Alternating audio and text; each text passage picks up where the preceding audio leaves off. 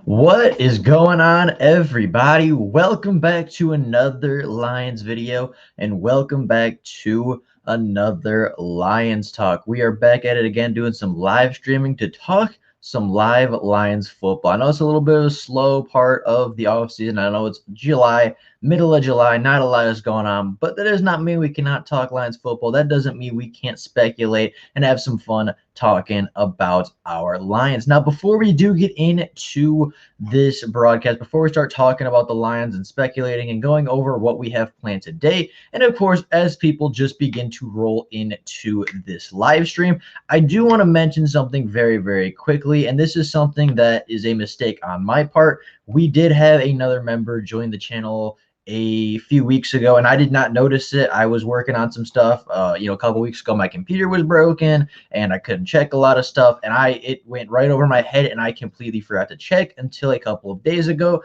But we did have another member join the channel in Kool-Aid and Cornbread, a person that has been around for a very long time on the channel, a person that has been very vocal on this channel and has talked a lot. So I did want to welcome him, and I did want to mention that as well because, as I said, I did miss it the last time we were here. Got a couple people in here. One Pride 40 says, "What's up?" John Bradshaw says, "Yo, how's everybody doing today? I'm glad y'all could make it.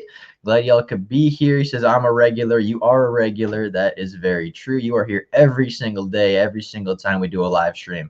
And because of that, you are one of my favorites, One Pride. But today, as I said, as people start rolling in as usual, we do have an opening topic. And as training camp approaches, being less than just 2 weeks away, being 13 days away from the beginning of training camp, we're going to look at this article written about the Lions roster projections heading into training camp. Now, I don't know if this does the defense as well, but obviously right here we're starting with the offense. Antonio says, "Yo, how's it going? Glad you can make it." Great picture of our new head coach, Dan Campbell. The Detroit Lions camp kicks off in less than 2 weeks. Football will be flying around the team's practice facility in Allen Park with 90 players fighting for 53 roster spots. And it goes on a little bit to talk about some of that.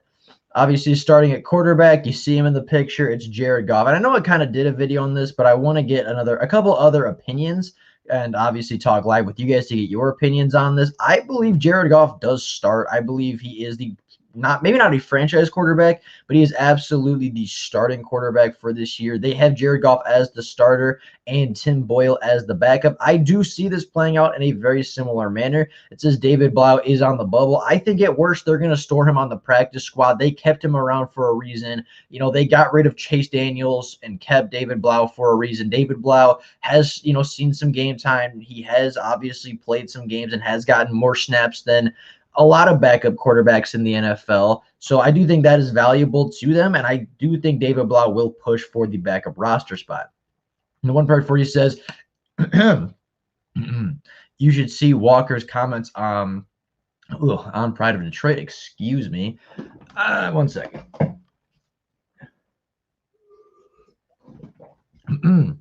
I am so sorry. I just got something caught in my throat. You should see Walker's comments on Pride of Detroit. If you're talking about, I know I saw he put something on his Instagram about the Lions betting and going 0-17, and he put, quit sleeping on us. And he's been pretty outspoken recently about a couple different things. And I feel like Tracy's always kind of been that way. I feel like he's always been a player that has, definitely not lacked confidence. He's a player that, just has confidence in himself and has confidence in his teammates. And, especially this year with all the change with the new coaches and, the upgrades all around the team, why wouldn't he be confident? I like this confidence. I like the way that he carries himself. I like the standard that he's holding himself and the football team to. And if everybody kind of had that confidence and that standard that Tracy Walker holds everybody to, I think it would be a better franchise for it. David says, "I'm watching from Gaffney, South Carolina. Keep up the good work, man. I love your content." That South Carolina's a ways away. Glad you could find us. I'm glad you could come watch them and talk some Lions football. Glad you're here, even from South Carolina. Dr. Foe says, "Yo, all, how you doing today?" So yeah, quarterback situation. I think David Blau is the third string. I think he's stashed on the practice squad just in case of an injury. But don't be surprised if he pushes Tim Boyle for that starting spot. Don't be surprised if he takes some second team reps throughout training camp or even in the preseason. Running back, obviously, DeAndre Swift is going to be your starter for this season. They have DeAndre Swift as the starter, reserves or backups. They just have Jamal Williams and Jason Kabinda. Obviously, Jason Kabinda being a fullback. Oh, my goodness. Dr. Foe is from Georgia. We got some range today, people. We have some range. People all around the country starting to build up a little bit of a reputation, I suppose, and starting to get people in from outside of just Michigan. I love to see it. Love everybody coming in and hanging out today. But yeah, running back, they have DeAndre Swift as the peg starter. That's exactly the same way I have it. They have Jamal Williams and Jason Kabinda. There's no way the Lions just carry 3 running backs, especially with the way that, their mindset is of like running the ball, being physical, just being a mean, rough football team for 4 quarters.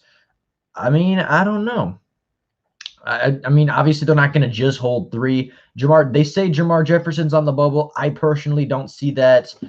I just don't. I think Jamar Jefferson is talented enough, and I don't think they would have cut Kerryon Johnson if they didn't have confidence in Jamar Jefferson. Michael Warren, I think, makes the team as the 4th back, and then Dedrick Mills maybe makes the practice squad, but I don't think he makes it much farther than that, at least in his rookie season. 1.40 says, I forgot to tell you I'm joining a semi-pro football team next year. Is that true? That's cool. Good for you, man. What team is it? I'll be sure to check it out. Good for you, man. I'm happy. I'm excited for you. Make sure you gotta, be a little. Hopefully, they're a little bit better than the Lions have been recently. But man, that's good for you. I'm happy for you. Yeah, there's a running back. I don't necessarily disagree with them there. Wide receiver, Mr. Tyrell Williams is probably the projected starter. Starters Amon-Ra, St. Brown, and Tyrell Williams. Not currently on the roster. Oh, so they project that we are going to trade for a wide receiver.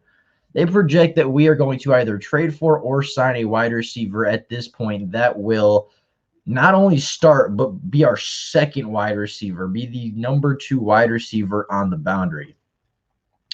They blew a team out 62-21. That sounds like a pretty solid football team. Sounds pretty good. This is one I don't agree with, though. Tyrell Williams, I do think is the starter. I think he's our X. Amon-Ra, I do think is our slot wide receiver. I think Quintez Cephus is our number 2. He's good enough to do it. He showed flashes last year and seems to be more consistent this year. Khalif Raymond and Javon McKinley, I think, both make the roster. I said that. I agree with them on that. I think they're reserve players, but I don't think Brashad Perriman's on the bubble.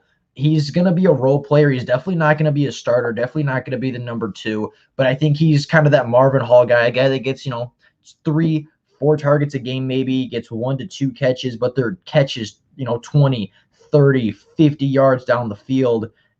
I think they're going to be big plays. I don't think he's just going to be a guy that's going to get like 2 underneath catches and be kind of an afterthought. He's not going to be the big name guy, but I think that he's going to have a role to play.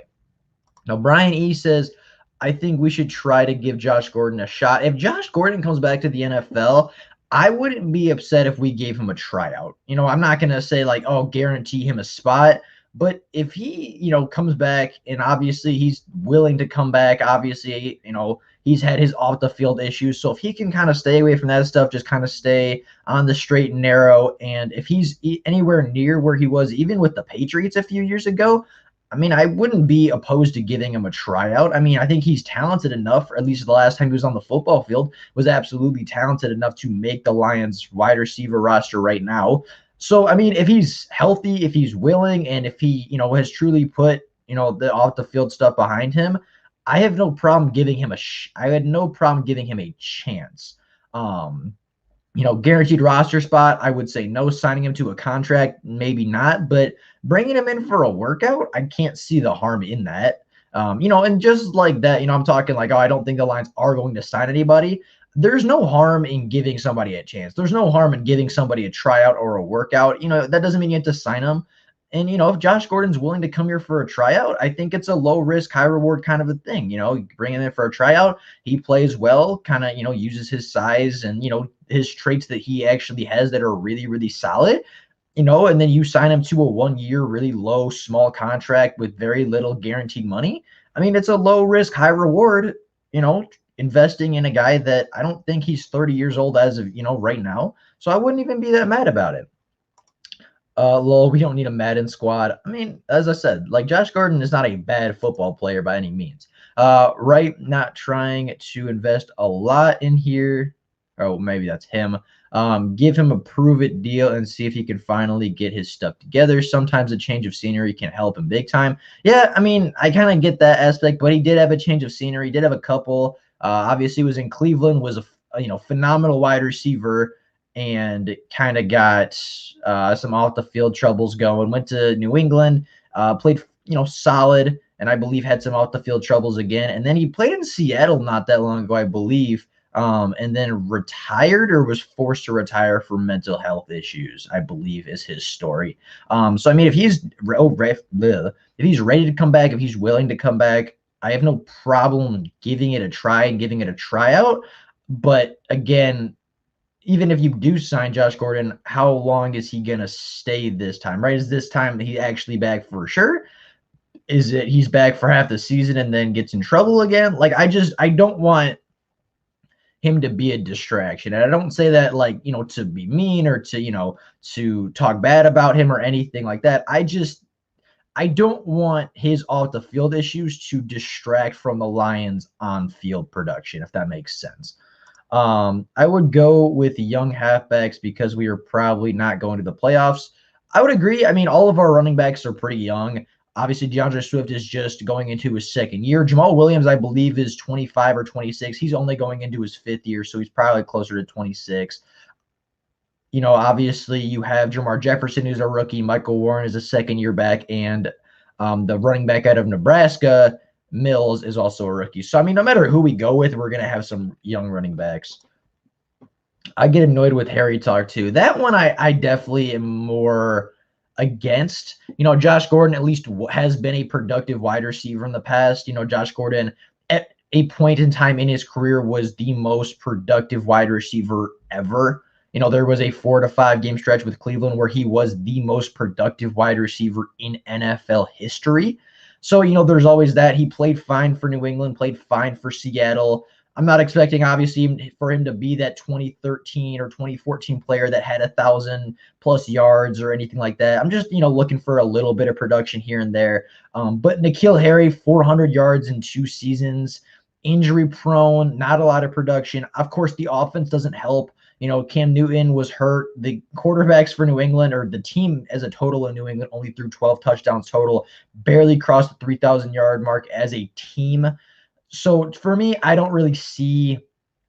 I mean, obviously, N'Keal Harry's not a big-time great wide receiver. He's basically Kenny Golladay if Kenny Golladay didn't have his contested catch ability. Like, he doesn't create separation, doesn't really do anything after the catch, doesn't really win 50-50 balls all that often, which was kind of his calling card when coming out of the NFL draft.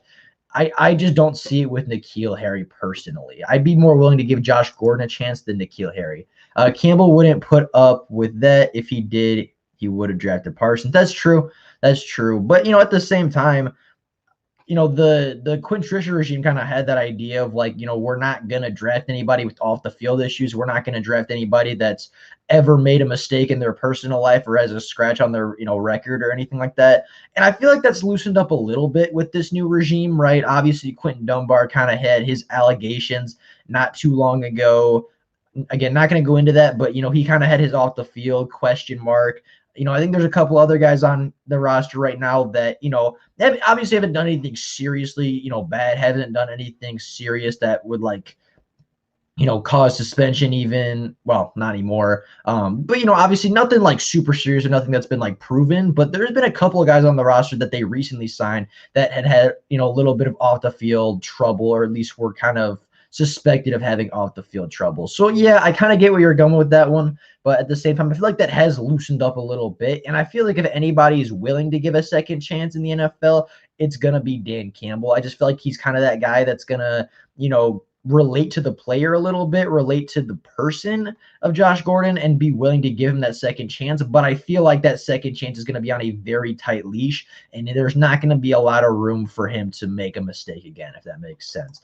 Dr. Foe says Victor Bolden was tearing it up. Yeah, Victor Bolden is a player that I think is going to make the roster. Up here they have Victor Bolden. Oh, I thought they did. They don't. I have Victor Bolden making the roster as well. Victor Bolden and Brashad Perryman are the two players on here that I believe make the roster, along with Javon McKinley, Khalif Raymond, Quintez, Amon-Ra, and Tyrell Williams. To me, I would move. The only thing I'd really change about this is moving Quintez Cephas up to starter, above Amon-Ra St. Brown. That's your starting three: Tyrell, Quintez, and Amon-Ra. And then your reserves are going to be Brashad Perryman, Victor Bolden, and Khalif Raymond, and Javon McKinley. I have them holding 7 wide receivers. Technically, I guess they can trade or, sign a wide receiver in free agency, but I don't think there's really a big-time guy. I think Kenny Stills is probably your biggest name. He might be okay, but I don't think it's anything crazy. That wouldn't really move the needle or be a big enough upgrade for me to say, like, yeah, we have to sign him. And then, again, guys like Sage Surratt is a rookie, good jump ball guy, has some skills to develop. I think he can make the practice squad. Geronimo, I just think, is kind of the odd man out. Doesn't really do a whole lot for you. Is kind of a Walmart Kenny Galladay in a way. And again, sounds kind of rude, but I personally, I just don't see a spot for him on the roster. Tom Kennedy, a guy that I like his story. He's the guy that came from being a lacrosse player, joined an NFL team as an undrafted free agent a couple years ago. A player that has, actually genuinely shown some things in the preseason. A player that has made a couple splashy plays and made a couple, nice grabs, couple yard after the catch plays. Good preseason, good practice squad guy, but I don't see him making the roster necessarily. I see him more as a practice squad reserve player, more so than even just a backup or reserve player on the active roster. Damian Bradley, I think, has some high potential. Elite Madden player. Elite player in the game of Madden, big, fast, 6'2", 6'3", 4'4" kind of guy. I don't think he makes the roster. I think he is probably only there for depth. Maybe he makes the practice squad as well. I think he's a guy that can, but I don't think will. And then Chad Henson, to me, the guy that just is a guy that they saw in the open market, a guy that has chemistry with Jared Goff, and they decided, why not give him a shot? Why not give him a chance? And I think that's kind of why he's on the roster. But overall, I don't really think he is going to do enough in the preseason to clear out a spot for him to be on the roster.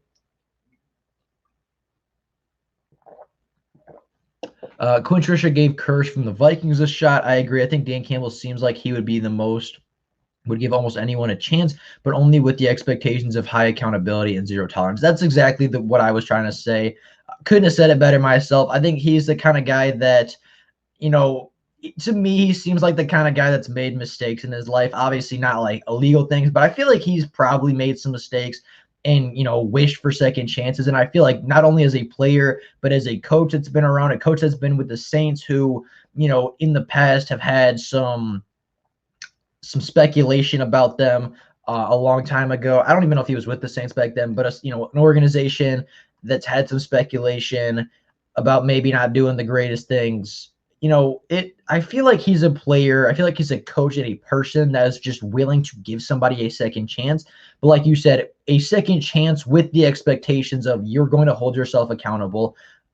You're going to have a very low tolerance rate. And if this happens again, you got your second chance. We don't give out third chances here. We give out seconds, and that's it. How much money will we have if we trade or cut Trey Flowers? That is a fantastic question. We can go to Over the Cap to find that one out. I don't know exactly. I know this year there's a lot of dead cap space, but I do believe that next year, especially after June 1st, we are going to get a lot of money back. But I can check for you right here. So the Lions have $17 million right now, so they have space to make a move. But that's probably not going to happen. But you never know. So right now, as of today, is this the 2021 season? I believe it is. Yeah, okay, so this is up to date. I just want to make sure it wasn't for last season since the league year has technically reset. So this is right now. So this would be pre-June 1st of 2022. So this is the current standings right now of his contract. If we were to cut him, we would face $32 million of dead cap, which is a lot of money, but we would free up and save almost $13 million. Now, if you were to wait until next offseason and go post June 1st, that's not very good. That's not what I thought it was. Maybe I'm tripping. So if you were to wait after June 1st, then that's not good at all because that's 21 million and freeing up just one.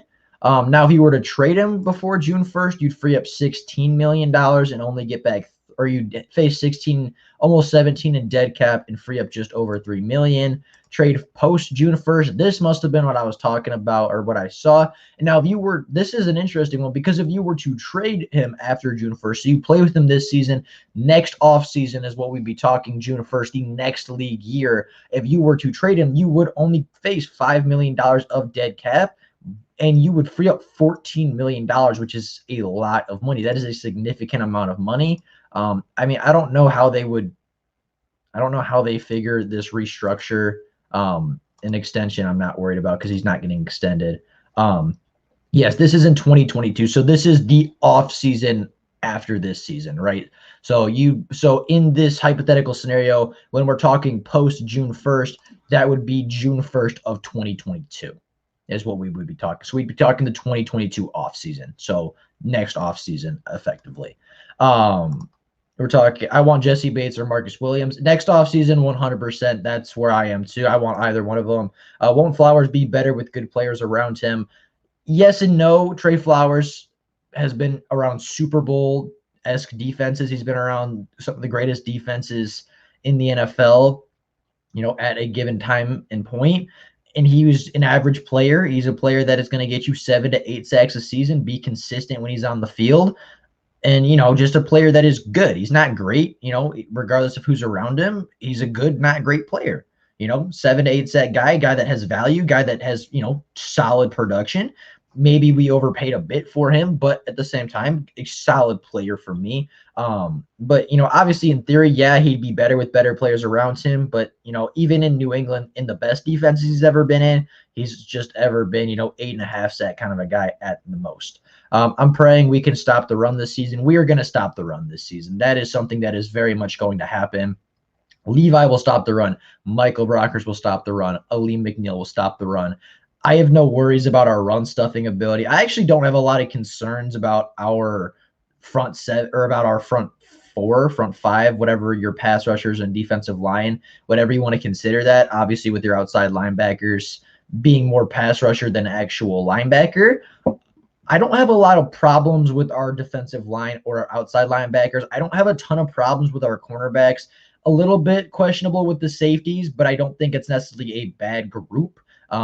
Maybe lacking a little bit of depth at number 2, but other than that, I don't think it's horrible. But my really only big concern this year is that linebacker on the defensive side of the ball. And, if they get to the second level, I think we might have some trouble. But at the same time, I don't know how many running backs and offensive lines are really going to be able to push off our defensive line and get their running back to the next level consistently. This is 2022. Yep. I'm kind of excited about our defensive line and how good they can be. I am too, especially with Todd Wash being our defensive lines coach. Trade him back to the Pats. That'd be funny. That'd be really ironic. Get him back to Patricia. He'd probably be so upset. That'd be really funny. How much do we get for Collins? So Jamie Collins, I go back to pre-June 1st cuts. Jamie Collins is the 5th player down. So right now, if we were to release Jamie Collins, we would face 11 million, almost 12 million in dead cap and free up just over 4 million. If we were to cut him post June 1st, so again, 2020 off season, 1, 2, 3, 4, 5. I just want to make sure I'm looking at the right guy. Okay. So if we were to cut him post June 1st, we would save $5 million and free up $2 million, which isn't really worth it in my opinion. Jamie Collins isn't really worth $2 million extra just to get rid of him. Now, if we were to trade before June 1st, so if we were to trade him at some point this season, we would face $9 million in cap and $2 million freed up, which, you know, means we're probably not going to trade him. And if we were to trade him next offseason, we would only really free up 33, well, 3, and get back 4. So really, to me, that doesn't, that doesn't make a lot of sense to really trade him or cut him, because what at the most you get, that's 4. That's 2.3 and 4. So, I mean, at the most, you're really only going to free up $4 million. And I don't know if you're going to get a better linebacker than Jamie Collins for $4 million. Like, yeah, Jamie has, you know, problems. Yeah, he makes his mistakes and misses tackles. But at the same time, I don't know if you're going to find a better linebacker than Jamie Collins for $4 million. And, you know, especially obviously right now, you're not going to take that 11, almost $12 million cap hit to free up $4.3 million to get Jamie Collins. Another player, and I don't know if you're going to talk about this next. Yes, in 2022, correct. You know, the other player I would want to look at as far as contract-wise would be Big V. Obviously, you're not going to cut him right now. He's the third player right here. If you were to cut him today, the Lions would face almost $15 million of dead cap, which would be a lot. That would just be unfathomable. Yeah, post June 1st, you'd actually get 0 money back, and just waste $10 million. A trade actually isn't that bad. A trade this offseason would give you 5.6 in dead cap and almost $5 million in you know, just cap space back. So that's not even that bad. That's not that horrible. And then a trade post June 1st would actually be desirable. Like a trade next offseason would be, you know, 1.4 in dead cap, but free up $9 million. So we could see Big V moving on pretty soon. Well, in 2021, I'm just trying to find ways to create cap space. We only have 27 million. Right now we have 17 million, and then projected for, so 2022, we projected to have 23 million. So, I mean, our contracts aren't great. Our contracts are not phenomenal. I would assume pretty soon you would see Trey Flowers try to get off the books. You would try to see them get rid of Big V. You would try to see them get rid of Jamie Collins at some point if they have a fine replacement. Like, other than that, our contracts aren't horrible. It's really just those 3 that are eating up the cap space. Right, you know, you have Trey Flowers is eating up, you know, 23 million in cap. You have, you know, Halapoloti Vaitai. This is next year, so we'll even go this year. You know, you have Trey Flowers eating up 20 million. You have Big V eating up 10. You have Jamie eating up 7.3. You know, Taylor Decker is a big contract, but he's only taken 5. TJ's taken 5.5. Jeff's taken 7. You know, Jared Goff's only taken 10 million this year, which isn't bad. Penei Sewell's only 4. Like, we have a lot of young guys on not horrible contracts. It's really just the top of the group. It's really just the top of, you know, your like big 3 money people, I guess, would be Trey Flowers, Big V, and Jamie Collins, are really your big 3 that you're not going to want, or you're not going to be able to really do a whole lot while their contracts are still on the books. And that's why I think the Lions try to get rid of them. But of course, you have to wait, and you have to have them at, you know, you can't just get rid of them to get rid of them. It has to make sense cap wise, and you have to have their replacements, because even if they're eating up more cap than they should, and even if they're on poor contracts, they do hold value to this Lions team. All 3 of them are going to be starters. So if you're going to replace them, you have to have a replacement ready for them. So yeah, I mean, the Lions aren't in a great situation for cap right now. Obviously, I believe the cap went down, or I believe it's going down because of, you know, problems with COVID. But yeah, so there's that. You know, kind of getting back to this, not to like skip over what we were doing. I'm just trying to get, because I haven't read this. I'm actually genuinely curious about this one myself. I haven't gotten past the wide receivers, so that's where we're at. Starter at tight end projected TJ, the obvious choice. And then your reserves are going to be Darren Fells and Alize Mack. This is how I see it playing out as well. Darren Fells is your big red zone threat. Alize Mack is your big kind of big body guy, kind of does everything really well, has done really well in training camp, and has been one of Jared Goff's more favorable targets this year. So that that I think is kind of encouraging. Another guy I think that can make the roster kind of as a dark horse sleeper guy is Brock Wright. He is one of the better blocking tight ends in this draft class, and he, in my opinion, is a player that is going to compete for a roster spot. Now, is he going to make the roster? I don't know. Is he going to make it on the practice squad? I don't know. But I do believe Brock Wright is going to be the next tight end, kind of the fourth tight end in that group, kind of competing with maybe Hunter Bryant, who's not even on this list, that I think can maybe push for the roster and maybe push for the practice squad, if nothing else. Just, really good blocking tight end, and just the way the Lions are building, knowing that they want to run the ball, having a really good blocking tight end outside of TJ Hockenson, I think, could be really useful for certain packages. And I believe the Lions are keeping that rule where you can pull up 2 players from your practice squad every week. So it's a 53-man roster, but a 53-man roster that you can pull up 2 extra people for 55 people a week. And I think Brock Wright could be one of those guys that is on the practice squad, but is consistently pulled up so that he can be in 2 tight end sets with TJ Hockenson and really set the edge for DeAndre Swift and break him off for some big runs. But that's just, obviously an opinion and a potential outcome. That's not guaranteed to happen in any way, shape, or form. Starters on the offensive line, left to right. Taylor Decker's your starting left tackle. Jonah Jackson is your starting left guard. Frank Ragnow, of course, is starting at center. Big V at right guard, and Penei Sewell at right tackle. That's kind of how I'm seeing it playing out as well. That's kind of the only way I can see it playing out. I don't see Tyrell Crosby taking the job of Penei Sewell. Maybe in the preseason you start Tyrell Crosby, just try to get Penei Sewell as many reps as possible, and you play him with the backups just to see what he can do. Maybe Penei Sewell by week 1 of preseason just isn't quite where you want him to be, and you just want him to get as many reps as possible. So for the first game, you play him with the backups. But even that, I think, is highly unlikely. And there's really no reason that Penei Sewell shouldn't be a starter. And I don't really see a lane or a outcome where Tyrell Crosby starts. The only thing I really see is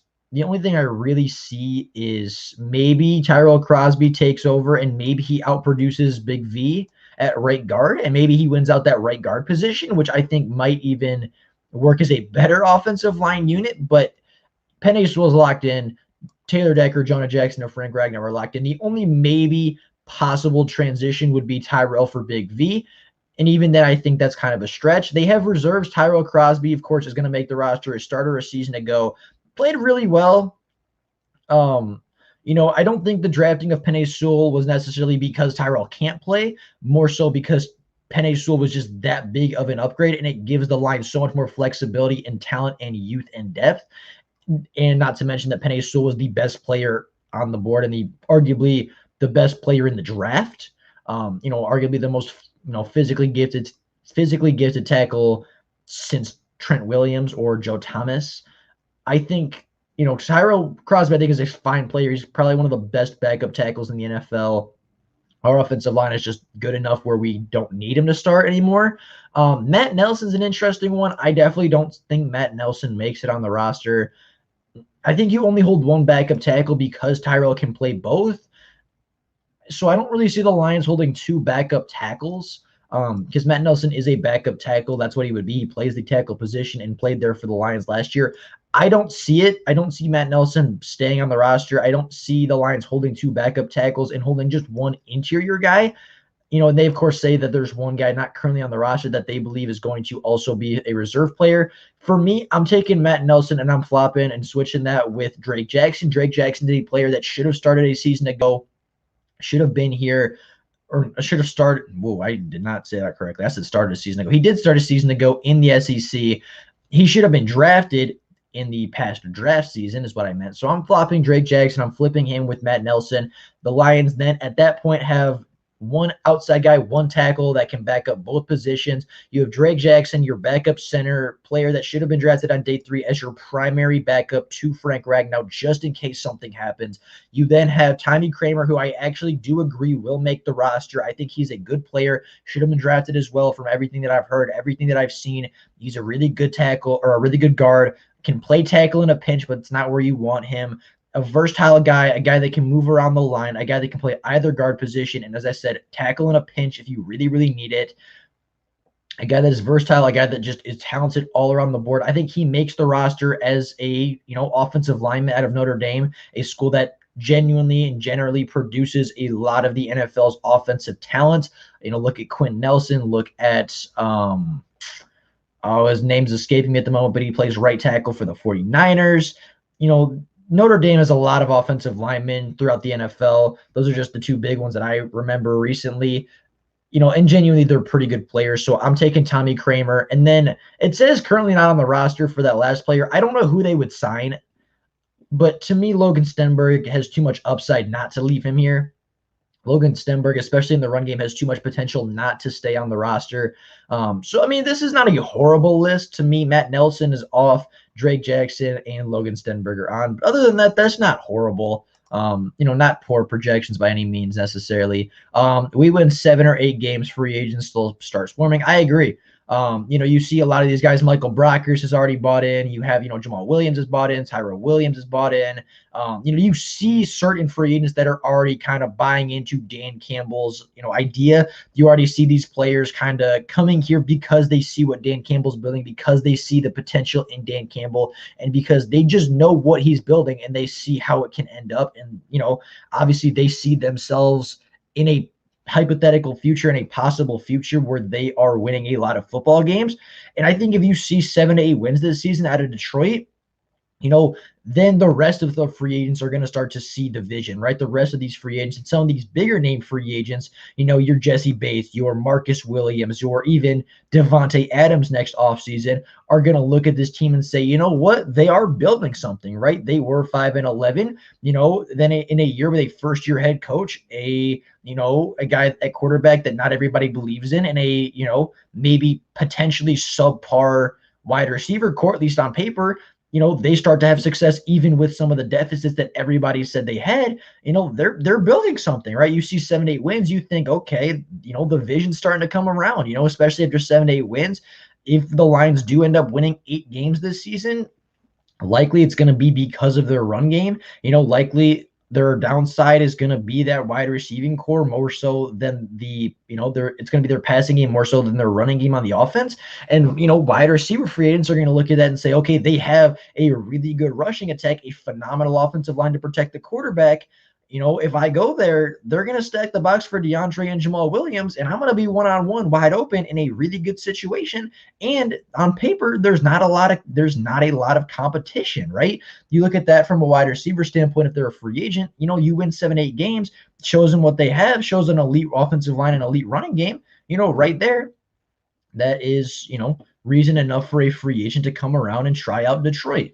So I agree. If we do win 7 to 8 games, and especially if we win 9+, which I think is less likely but possible, you're going to start seeing free agents want to come here, not because it's, they're paying the most money, not because Detroit is their last option or their only option, because they want to be here. You're going to start seeing people come to Detroit because it's a prime location to be, and because they are seeing how this team is playing out. So I do agree with you. I do think that, especially if the Lions have a successful year, especially if they win 7 to 8 games, or especially if they finish with a winning record, 9-8 or above, you're going to see a lot of people wanting to play in the Motor City. Rolling down, I don't know, are they doing defense? They must. Oh, they are not. They are not doing defense. That's okay. So that was their offensive projections. Of course, there was a couple things that I wanted to change. There was a couple things that I didn't quite agree with, but overall, I didn't think that was a horrible list. I didn't think that was a horrible projections. Missed on a couple of things in my opinion, but also hit on a lot, which I thought were really, really solid. Again, this is another article that caught my eye that I thought was interesting. This is a great, I love Crackman. He's hilarious. Did a great job. Should the Detroit Lions have sacrificed the trenches for wide receivers?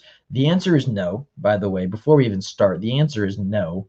But this is an article I also wanted to read because I think that it's an interesting talking point. Obviously, it's more for – definitely this article I feel like was written more for clicks than anything else, but We'll read it here what they have to say. The Detroit Lions concentrated on building the trenches while no big name receivers were added. Was that a mistake, and will that haunt them? New general manager Brad Holmes is trying to raise this franchise from the dead. Not necessarily from the dead, but whatever. If the truth is to be told, a former regime, Bob Quinn and Matt Patricia, have left the Lions in shambles. I don't disagree necessarily. The Lions have neither a deep or overly talented roster. That is not true.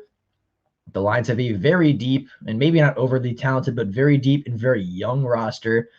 So that statement is not true. There are holes just about everywhere that need to be addressed. Again, that is not true.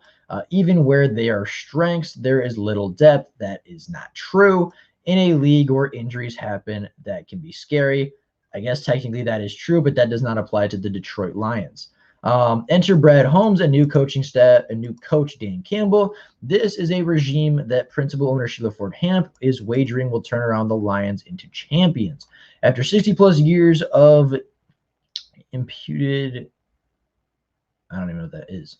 The thought process of being the hiring should be about just that. We are not interested in a regime that will help the Lions find some moderate success. The Ford family has fooled around long enough. The plan has to be around building champions. That means building a championship roster. This offseason has been a challenge for Brad Holmes. I mean, yeah, I guess, but he did really, really well. Pretty much as soon as he was hired, he was told that Matthew Stafford had requested a trade.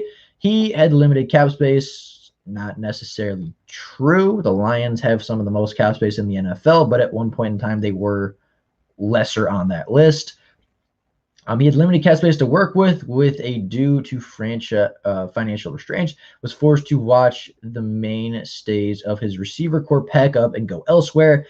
Again, not necessarily true. The Lions had the money to re-sign Kenny Golladay. They had the money to re-sign Marvin Jones. They chose not to do that. Kenny Golladay refused the contract. That's not their fault. Marvin Jones could have re-signed, but he also, again, wanted to go elsewhere, and I feel like the Lions owed him that. Obviously, this regime didn't do anything to him, but I feel like just as a general rule, I felt like the Lions kind of owed Marvin Jones his choice of staying or leaving, and he wanted to go to Jacksonville, make some money, and play with Trevor Lawrence. So that's, that is what it is. And Amendola just wasn't worth re-signing, especially not to the money he was getting under Quinn Tricia. But anyway, we'll keep going. Every aspect of the Lions needed to be addressed. Not true. From a pathetic to lifeless defense, that's more Patricia's fault than anything else. That was already addressed. That was left behind from Matt Patricia to a very heart and soul of the passing game, finding new homes. I'll give him that. Matthew Stafford and the receiving core did leave, so that's fair. They even had to find a new kicker. That's just an extra shot that didn't need to be taken, and that kicker is not that big of an issue. And they did just fine finding a kicker. There has been no shortage of needs for these Lions. Not necessarily true. They have a lot of talent and a lot of youth. Again, not true. However, the offseason is only so long, and there's only so much that can be done in an attempt to rebuild the franchise from the bottom up. Yet, despite that, they are considered a successful offseason by most. There are still those who are banging the drums about what hasn't been done. Yeah, these people trying to get clicks and views. The Lions have had a phenomenal offseason. Don't even worry about it. The Lions did everything right. They should not be focusing on a receiving core until they have a foundation built. Because if you bring in wide receivers this offseason, it's flashy, it sells tickets, it sells jerseys, it doesn't win you football games. The trenches win you football games. And that is Brad Holmes' job. I hate that people are still saying that this rebuild is going to take 3 to 4 years. Like, come on, we don't have Patricia anymore. It shouldn't take that long to change the culture in the first place. Nope. I mean, even, I don't want to say the smart people, but I've heard a lot of people whose opinions that I respect that are saying and are kind of hopping on that idea of like, okay, this team had a phenomenal offseason. Their coaching staff is really solid, and they might not win a lot of games this year, which is up for debate, but at the same time, they said that Detroit is not going to be an easy out this year, right? And I'm particularly talking about Brett Coleman in the Bootleg Football podcast, whose opinions I usually share with, and whose opinions that I respect massively. I'm talking about those two that host that podcast because they are very smart people who do their homework, they do their research, and they know what they are talking about. Even they're saying like Detroit hasn't been good the last couple of years, but they had a great offseason. They had a great draft class, a great undrafted free agency. They've done a lot very, very well. And even in the state that Detroit is in, they're not going to be an easy out. They are not going to be a team that a lot of people want to play. And yeah, Detroit may not get 9 wins this season. They may not get more than 8, but they're also not going to be a team that anybody wants to play. And that Detroit is going to be a team that no matter how good you are, it is not going to be an easy victory. It may be a victory, but it is not going to be an easy one. And you are definitely going to feel it when you play the Detroit Lions. So, I'm starting to see a little bit more and a few more people kind of transition to that. Okay, the Lions are building something. I'm not going to say it's successful yet, but they're moving in the right direction, and they are moving that way very, very fast.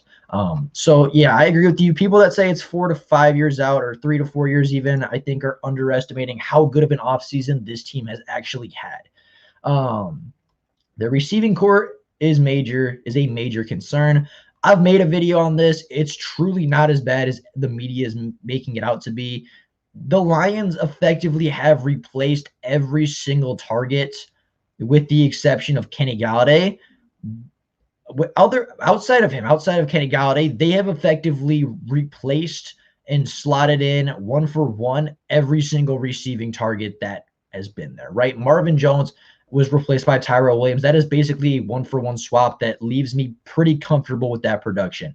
Danny Amendola was our second wide receiver last season, or third wide receiver. He's effectively been replaced by Quintez Cephus, right? Quintez Cephus' role a season ago as a role player rookie, even, sometimes at times a starting wide receiver, has been taken over by Amon-Ra St. Brown in the slot. That is a fine 1-for-1, transition, flop or flip for one to the other. Marvin Hall to Brashad Perriman is a 1-for-1 value. Even Mohamed Sanu for Javon McKinley. Yeah, it's a veteran for an undrafted wide receiver. They're pretty similar size. They bring pretty similar things. And Mohamed Sanu, although he was good for a couple of weeks, was not the heart and soul of this Lions passing attack. And you can absolutely replace the production that Mohamed Sanu had with Javon McKinley. You have Jamal Agnew, our wide receiver from last year, literally had 13 receptions for 89 yards. If Victor Bolden cannot produce that, or if any wide receiver on the roster cannot produce that, I don't want them on the roster, to be totally honest. And obviously, Jamal Agnew had his own value at kick and punt returner. That's not what I was trying to imply, that he was a poor player.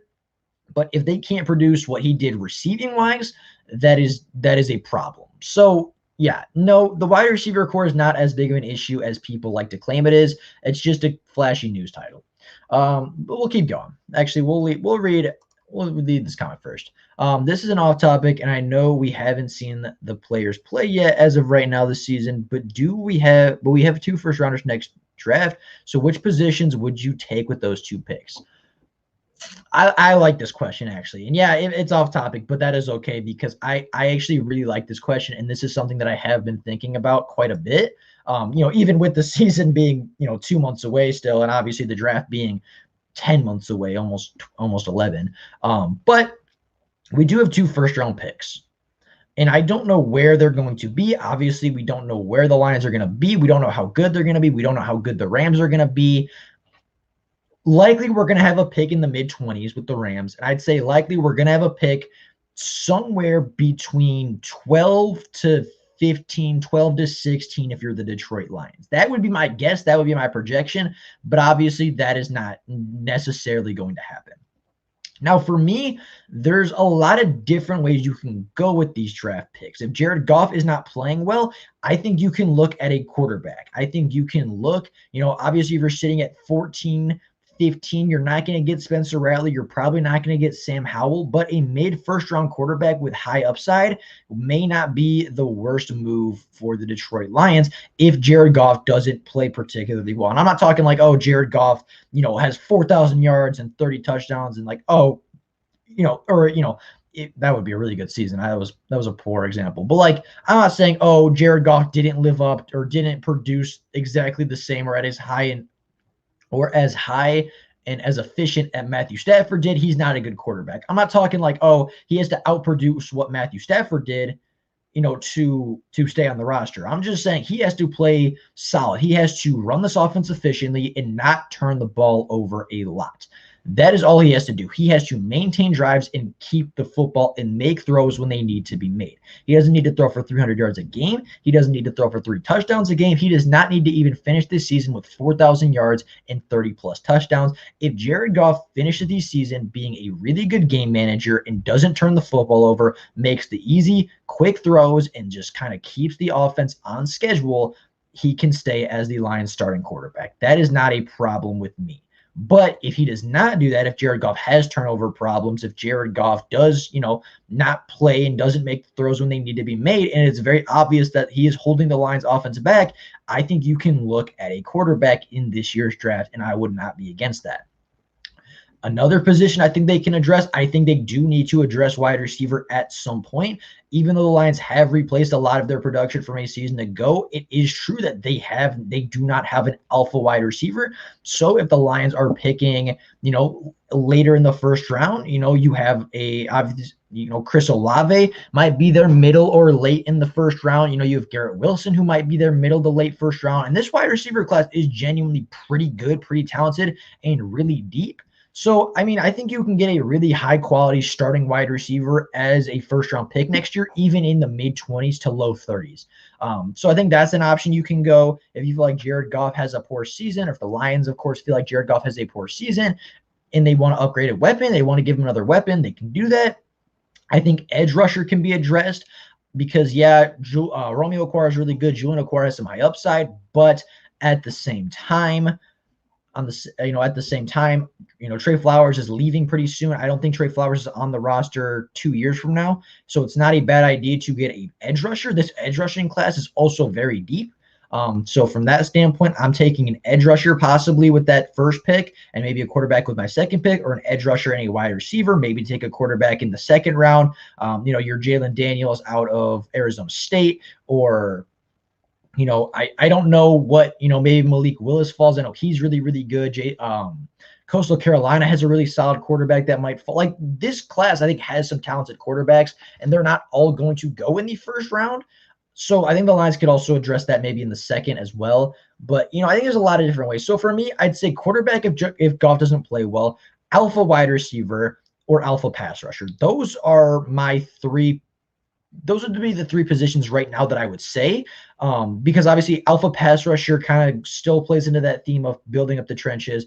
Alpha quarterback, or future starting quarterback, is obviously the future of your franchise. And then alpha wide receiver isn't necessarily needed until your team is built up, but it can't hurt to have an alpha wide receiver, especially if your trenches are complete and completely built up. The Lions should win 6 to 7 games. I think that's a little bit of a low projection, but 7 for me, and I know you asked this a little bit later down. To me, I see more 7 to 8. I see 7 to 8 wins, so I'm a little bit more optimistic than you. But that's not necessarily, a bad thing, right? I think the Lions at most win 9 games. I think their floor, I think, is 7. I genuinely think they're going to win 7 games, and there are 7 games that they should win on the schedule. And I think at most, with a couple of upsets and knowing how the Lions like to upset teams they shouldn't, and obviously knowing that the Lions like to lose to teams that they shouldn't as well, I think their ceiling is 9 wins, and I think their floor is 7 wins, which would, in theory, place them somewhere 13 to 16. If I were the Lions, I would draft another quarterback in the next 2 years. I would too. At least right now, that would be my assumption. If Jared Goff plays very well, then I have no problem at all keeping him. He's young enough, he's talented enough. If he plays well enough, I have no problem keeping Jared Goff. But if he doesn't play very well, or, even better situation, if the Detroit Lions, build their trenches, they get some weapons, and they feel like Jared Goff is a fine quarterback, but a great quarterback can take us to the next level, that's even better. Right? If they feel like, okay, Jared Goff is a solid quarterback, we can win with Jared Goff, but Malik Willis or Spencer Rattler or Sam Howell or Jalen Daniels or JT Daniels out of Georgia or Desmond Ridder can take us to that next level of offense and take us to that next tier of game, of that next tier of winning and that next tier of offensive success, then you draft a quarterback right there. So I actually do agree with you there. But I don't think we necessarily have to. If we draft a quarterback, I don't think it's necessarily because Jared Goff isn't playing well. More so, and I think it's more likely that we draft a quarterback to take us to that next level, more so than to save us from Jared Goff, if that makes sense. The Lions need help at wide receiver and linebacker. I don't necessarily disagree, but I don't think the wide receiver core is as bad as a lot of people think. And yes, I do think linebacker needs some help. I do think linebacker is one of our weaker parts of the team, and I think I said that earlier. So I would agree with you there. I think linebacker is a much bigger need than wide receiver, especially this offseason, or especially next offseason. I thought Tommy Kramer could play center too. He can play center. That's also true. I did hear that as well. Tommy Kramer, versatile guy, can play every position on the line, but he's just a better player at the interior position. So, yeah, he can play center as well. But I think that job is going to more so go to Drake Jackson because he is an actual center, and he's a really good center coming out of the SEC. I'm really heavy on taking a stud linebacker with one of our first 2 picks. I'm not mad at that. I wouldn't be against that. Stud linebacker would be really good, especially a linebacker that brings both pass rushing ability and coverage ability. Obviously that's a dream linebacker, right? Oh, my God, that's like saying, okay, if we drafted the next Luke Kuechly, that would be pretty solid. Like, no kidding.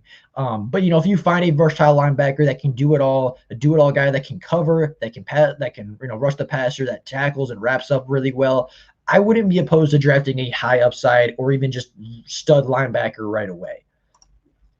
How many games? I think they win 7 to 9 games. And will Aaron Rodgers play for Green Bay? No. Nope, he won't. I don't think he will play for the Green Bay Packers. I genuinely do not.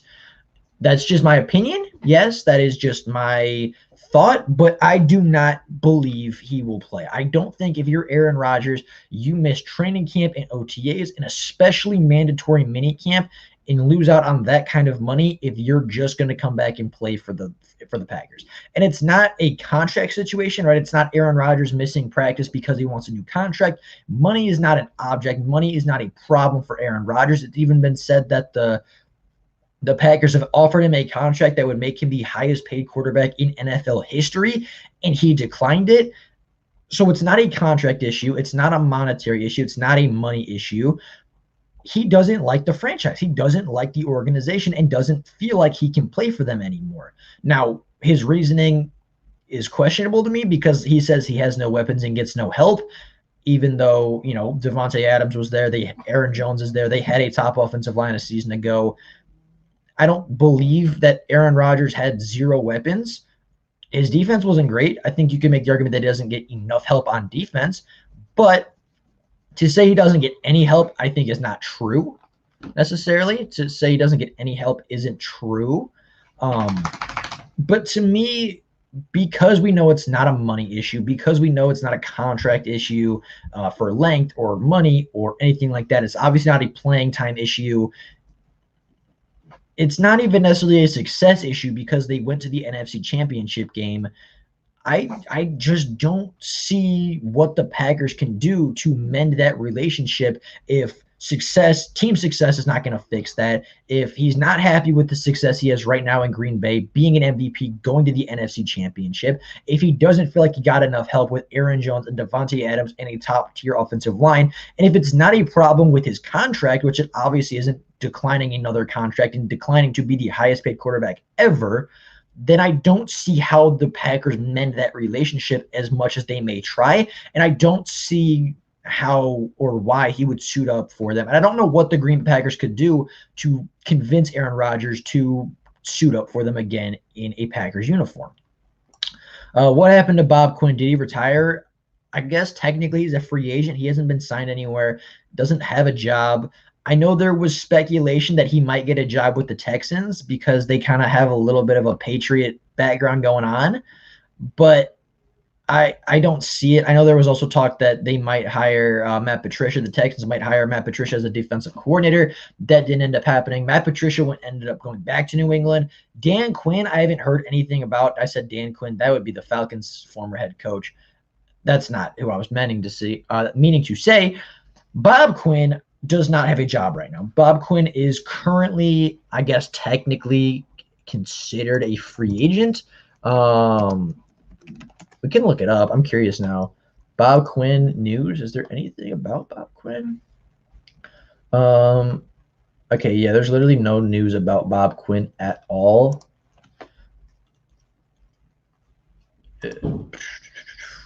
As far as I know, Bob Quinn does not have a job. And from everything that I can see, Bob Quinn does not currently have a job. From the thing that I am looking at, it has Bob Quinn, Detroit Lions general manager, 2016 to 2020, and that is the last entry as far as career history. So no, Bob Quinn does not have a job. I don't think he's retired. I believe he is still open to accepting job offers, but with what he did in Detroit, I don't think he's going to be receiving a lot of job offers from anybody. So that's that's something else. I'm going to be right back, everybody. I'm going to need more water. We've been on for an hour, just past the hour mark. I am out of water. My throat is getting a little bit dry, so I will be right back with that.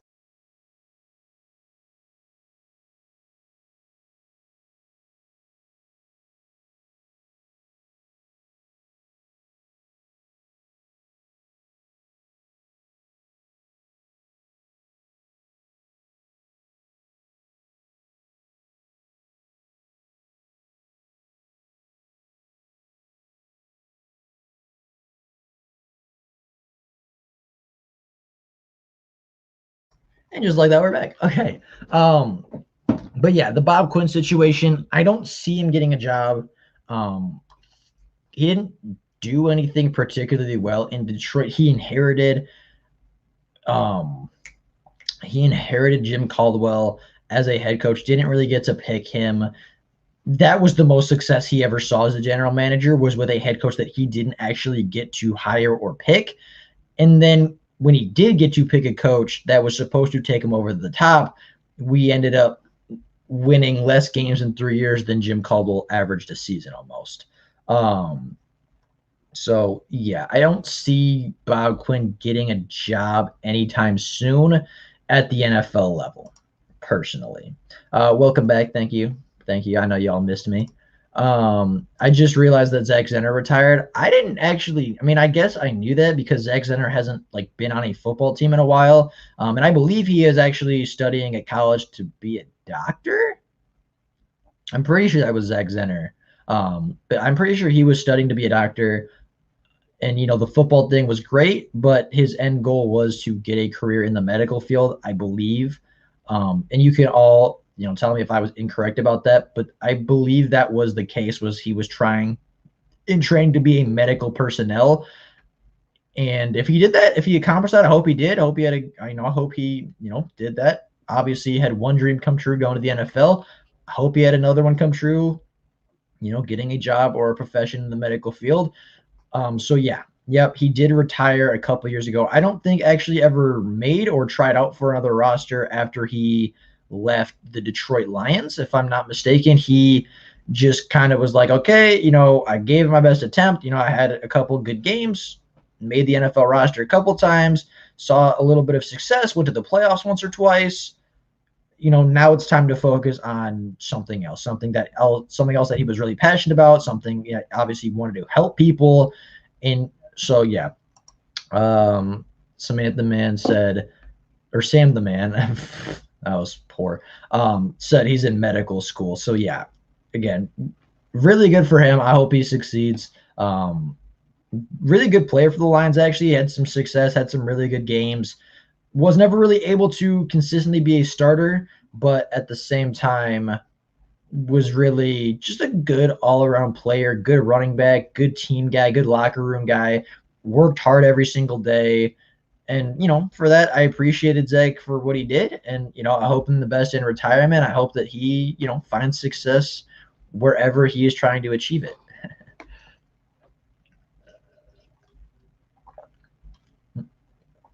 All right. We kind of got off this one a little bit, but yeah, I'll zoom in for a little bit. That one, I mean, I think you can read it, but it'll be a little easier. So it says that there are two areas that almost everyone seems partially weak and will hinder the Lions' ability to win games this fall, although no one should forget the linebacker needs as well. If he's talking about two positions, then I don't know what the second will be. Are you going to any games this year? I got my tickets to the Lions-Rams game in Los Angeles. I am going to the Detroit Lions versus Chicago Bears game on Thanksgiving. I've always wanted to go to a Thanksgiving game. It's a game that obviously has a lot of history against two teams that have a lot of history against each other. I've always wanted to go to a Detroit Lions Thanksgiving game, and I'm going to have the opportunity this year. I have the Lions winning this game. In my projections, I have the Lions beating the Bears on Thanksgiving at Ford Field the second time around. So hopefully that happens. Hopefully I see the Lions kick butt. But yeah, I will be at the field at Ford Field in a couple months to watch them for the Thanksgiving game. So yeah, I will be there. When do the Lions report to training camp? They report to training camp July 31st. So in 13 days, the Lions will kick off their training camp, and they are going to training camp, I believe, through August 17th is the last day, with one preseason game thrown in there, maybe two. But yes, they start on July 31st. I know that for a fact. Yes, that is the first day of training camp. Let's see. The first is secondary. I don't think secondary is really that big of a need, but we will continue to read. Yes, there still needs to be more talent pumped into it. However, it's serviceable. We would like someone with more ability opposite of Tracy Walker at safety. I wouldn't disagree with that. I would like somebody else, but I don't think Will Harris, from what I've heard this year, is a bad option, and I don't think Dean Marlowe is a bad option either. I think Tracy Walker will bounce back with a vengeance in Aaron Glenn's defense, but there's legitimate concern surrounding Dean Marlowe and Will Harris. I think that's a fair take. I don't think that's necessarily incorrect, but I also don't think they're giving Will Harris enough credit for what he did in for what he's done so far this offseason, how much work and how far he's actually come. And I don't think they're giving Dean Marlowe enough credit for what he has done in his NFL career, because he's been a solid rotational safety, not a starter. And like they said, they want somebody better, but I don't think they're quite giving Will Harris enough respect for how much he's improved this offseason. If Aaron Rodgers doesn't play, will the Lions beat the Packers twice this year? If Aaron Rodgers doesn't play, I believe the Lions sweep the Packers, yes. I also have concerns about depth in our secondary as well. On the surface, they are only a couple injuries away from real trouble, but is only so much can be done in one offseason, and we will have to hope for the best. At safety, I guess. At safety, I kind of get it. You know, if Tracy Walker gets hurt, I have real questions about that safety core. But if Jeff Okudah gets hurt, I mean, we have Quinton Dunbar and Amani and Ifeatu Melifonwu is technically how you're properly supposed to pronounce it. And Mike Ford is still there, and Corn Elder is still there. So the cornerbacks I'm not worried about. And even safety, like if it really comes down to it, Jeff Okudah can play safety. If it really comes down to it, Ifeatu Melifonwu can play the safety position. So I'm not worried about the depth because our cornerbacks can make that transition to safety and play at a high level still. Linebacker, wide receiver, safety, or maybe even a replacement for Big V. Yeah, I think that's possible. They were talking about like needs or struggling areas. I'll give you that. But I don't think safety and wide receiver is as bad as people say, especially wide receiver. But we've gone over that. The other major concern is the receiving position. Here we go. Let's be honest. This appears to be the weakest position on the team. No, linebacker is definitely weaker. There are a couple of names that we are familiar with, but they are surrounded by questions.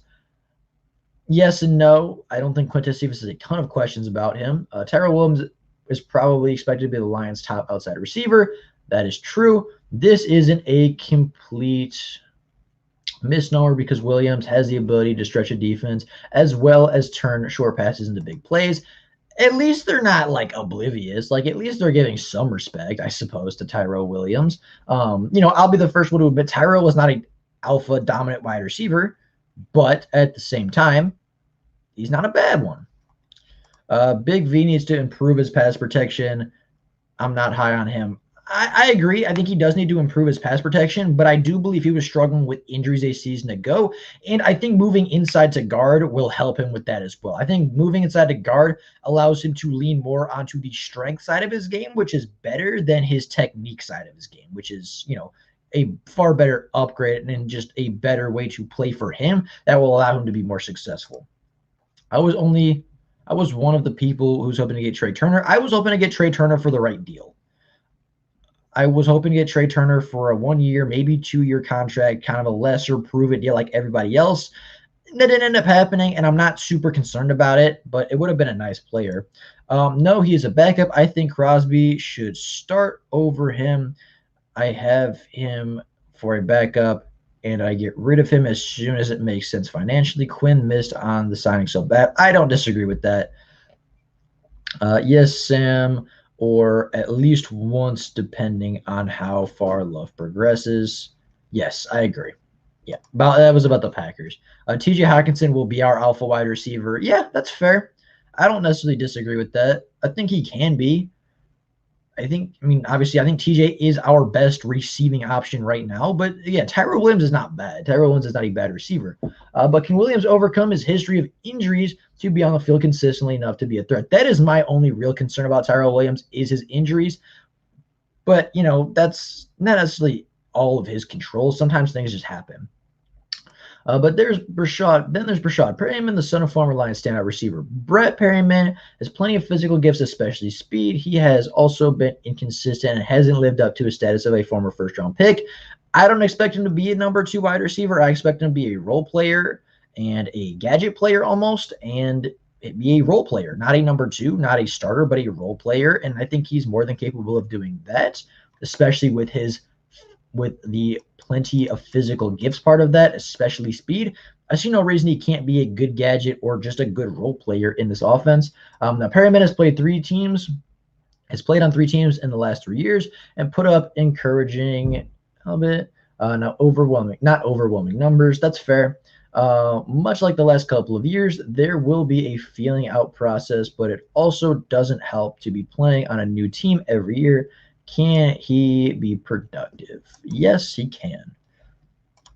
No doubt he has been working his tail off, and I am a firm believer that he will take a big step forward this year as a result on his hard work due to the offseason. Yep, I agree. And he was a good player to begin with, so if he takes a big step forward, that's way better. Let's see. I'm stunned they ranked us the 29th best O-line in the NFL. Yeah, that was a horrible ranking. We may have a bad record, but our O-line is definitely our bright spot on the team, 100%. ESPN, they put Seattle as a top 10 offensive line, which didn't make a lot of sense and didn't do a lot for their credibility. ESPN gives ridiculous takes on the Lions every year. Yeah. How do you see our place kicker do? Fine. I think it's going to be fine. Randy Bullock is a good kicker. He's been a good, solid, productive kicker for his whole career. So them in USA Today, yeah, everybody's going to find a reason to dislike the Lions. And I guess, of all the things you want to talk about for the Lions, maybe the wide receiver angles being over talked about and over hated on. Maybe they didn't want to talk about that again. But of all the things to question, they really went after the Lions' offensive line and called it the 3rd worst unit in the NFL. How does that make any sense? It's like Taylor Decker and Frank Ragnow alone make it a top 20 unit. You could have scrubs and you could have backup players across the whole offensive line, except for Decker and Ragnow, and you would still have a top 20 offensive line as far as pass protection because they are both that good. Lions have a top 5 offensive line. I think they're right outside the top 5 just because Penei Sewell hasn't played yet and just because the question mark of Big V. But I think they're definitely in that 6 to 7 range. And if Big V even plays average and Penei Sewell plays like Penei Sewell should, then yes, top 5 offensive line without a doubt. Rookie Amon-Ra St. Brown is a tough receiver with a chip on his shoulder, who, quite frankly, was considered a steal in the 4th round. St. Brown is mature and works hard. He may pay dividends sooner rather than later. Then there's Quintez Cephas, the second-year receiver, did make some plays as a rookie, and while he doesn't possess game-changing speed, he runs solid routes and has fairly reliable hands. How much of a jump will he make in his second year? From the sounds of training camp, a lot. Could more have been done to improve their receiving core? Yes, but at what cost? Exactly. That's another thing that I think people overlook is, it's not like the Lions have infinite money and infinite cap space. Right? They have to, evaluate how much they want to put into receiver, how much they want to put into the offensive line. They have to, obviously, weigh their options of how much money can we spend on offensive line, how much money can we spend on wide receiver, what's more important to us, and what'll make us more successful. And they came to the conclusion that spending big on offensive line is more important than spending big on wide receiver. He is just really mad they took Love when they could have taken Jefferson and had a better shot at the Super Bowl. Yeah, that's fair. I for one am glad that Jermar Jefferson, or not Jermar, I keep saying Jermar Jefferson when I talk about Justin Jefferson because that's just who I think of. Obviously, he's a Lion and not Jermar Jefferson is a Lion and Justin Jefferson is a Viking. I know the difference between the two. I just always say the wrong name. But yeah, I am very happy that Justin Jefferson is not a Green Bay Packer because him and Davante Adams might very easily have won the NFC Championship game and may very well have won the Super Bowl for them. So yeah, there's that. And yeah, Justin Jefferson still ended up in the division and still ended up having a great rookie season. Justin Jefferson with Aaron Rodgers and Davante Adams is literally the scariest situation that I could think of, but it didn't end up happening. So I'm pretty happy about that. I am pretty happy about that. But yeah, I mean, Justin Jefferson surprised everybody. If they knew how good Justin Jefferson was going to be, he would not have gone as late as he did. But, he did. That's how the cards fell. The Vikings drafted him. They took their chance and they developed him and they did their thing and got him right. So props to them. I can't even be upset about that one. But yeah, I mean, Justin Jefferson would have been a phenomenal player for them. I know, right? Thank God the Packers can't draft right. That's true. And again, that's kind of a thing going back to the whole Aaron Rodgers situation. Like, that's a big part of why he's mad as well, is because they don't draft very well at all. Going to their previous drafts, and I'm not talking like they don't draft well from the perspective of like they don't get Hall of Fame talents every draft. They don't draft, Pro Bowl guys every single draft year or anything like that. But like genuinely, I feel like the Green Bay Packers just don't draft well at all.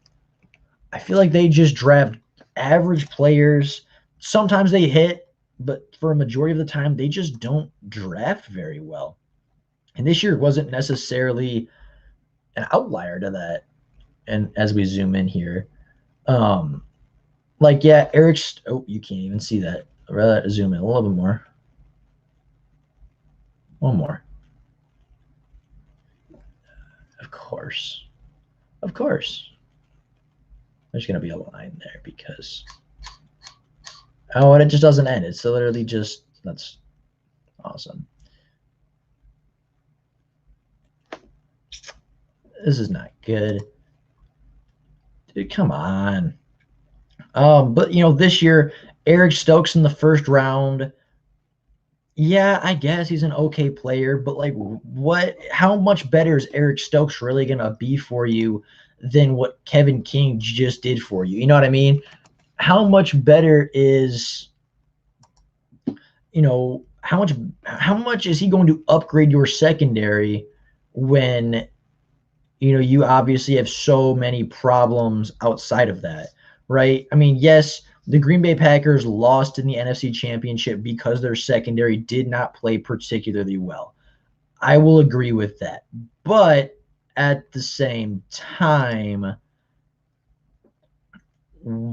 if Aaron Rodgers, your franchise quarterback, is not happy and he asks you specifically to get him some weapons because he feels like he can do better the more weapons you give him, and then you go out and draft a cornerback that to me wasn't really a first round prospect, is very questionable.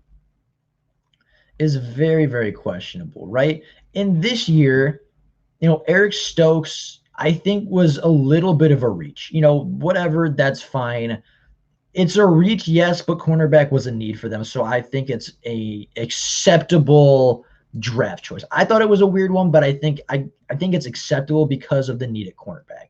You then have Josh Myers, who's a center out of Ohio State, who is a good player, but if you were gonna use high capital on a center, why wouldn't you just pay the all-pro Corey Linsley to stay in Green Bay and use that second-round pick on a top running back, right? If you just switch those two, Aaron Rodgers is happier, right? Are you going to take a, borderline top 10 running back and a second-round rookie center over an all-pro center and a second-round rookie running back?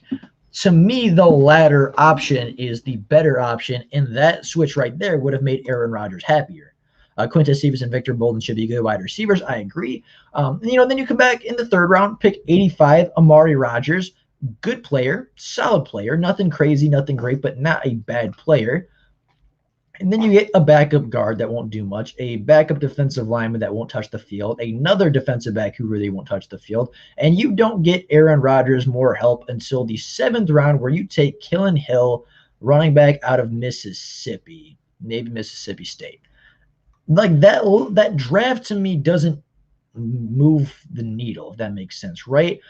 You have maybe 2 starters out of that, maybe 3 starters out of that. If Eric Stokes beats out Kevin King, if Josh Myers wins the center job, and if Amari Rodgers cements himself as that third wide receiver, maybe you have 3 starters out of that draft class. And yes, Green Bay is a okay franchise. Yes, they have, a solid offensive line. Their defense isn't great. Like if they drafted a linebacker, he would have started. If they invested heavily on the defensive line, they probably would have done better. I feel like it's a very strange draft that doesn't give them enough depth, or it doesn't move the needle. It's not a draft that really sets them above. And I feel like they didn't really get a star player in this draft, and a star player that they needed to keep Aaron Rodgers and obviously set them above the Tampa Bay Buccaneers. The draft before that, you have Jordan Love as your first-round pick. Maybe Aaron Rodgers at this point had discussed his I guess, disliking of the Green Bay Packers organization, and they felt a need to draft their potential successor. And I don't necessarily think Jordan Love at this point was the wrong pick. Obviously, you look at it now, hindsight being 2020, and you say, okay, if they draft Justin Jefferson, do they go to the Super Bowl? And I think there's an argument to be made. But until Jordan Love plays in an NFL game, I'm not going to say the pick was a poor one, because we don't know. He might end up being the next franchise quarterback and might end up being the right selection. But then you move on. A.J. Dillon was a questionable pick. Not a bad player necessarily, but I feel like you could have gotten him later in the draft, later than pick 62. Joshua, this tight end out of Cincinnati had 1 reception. He's a third-round pick that got 1 reception. Do you know all the good players that went in the third round that are better than this? And yeah, I think he played fullback for them. Like, you don't draft a fullback in the third round, right? You just don't do that. And I feel like that's been their biggest problem, has been the top of their draft classes have been so very, very questionable. Their first 3 rounds, this year, I think was just an average first couple rounds. First couple days was just average. Last year, I would say it was a bad first 2 days, right? Jordan Love, I think, was your best pick of the first couple days. A.J. Dillon and, Josh DeGuara were both reaches in the NFL draft a season ago. Many experts are predicting the Rams go to the Super Bowl with Stafford. Do you agree with that?